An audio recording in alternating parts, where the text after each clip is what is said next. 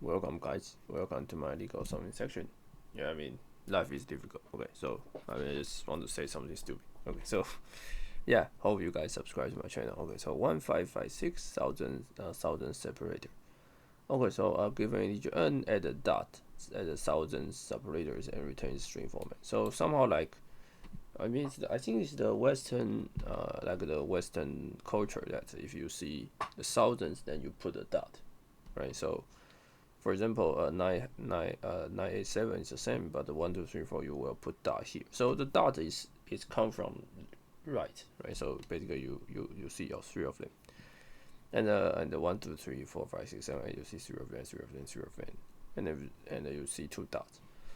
Okay, so then the easy way I come across to solve this is basically I will first reverse the string. Okay, so original string, then I will first just reverse, right? So why I reverse, that is called as tilde. Why? And I go from, so I can go from left, right? And if I go from left, then each time I see three of them, and until I see the fourth of them.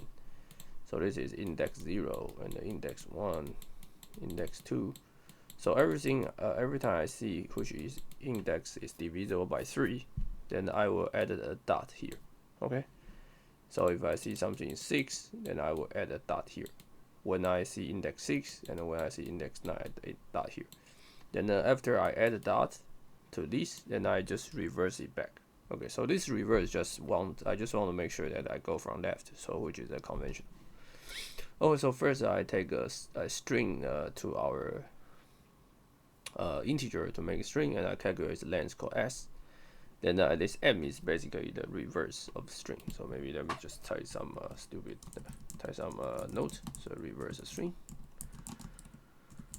Okay, and let's empty answer to be empty. Then for I in range 0s means basically I start to go from left, right? And if I see something which is divisible by 3 and is greater than 0, then 3 or 6 or 9, then I add a dot, right? Add a dot, and I add the original string, right? So original character, right? So I will add each character, but every time I see something which is divisible by 3, then I will add a dot. So I add a dot and I add the original. Otherwise, I just add the original character. Then finally, I return the inverse. I return the reverse of the string. Yeah, that's it. Okay, that's it.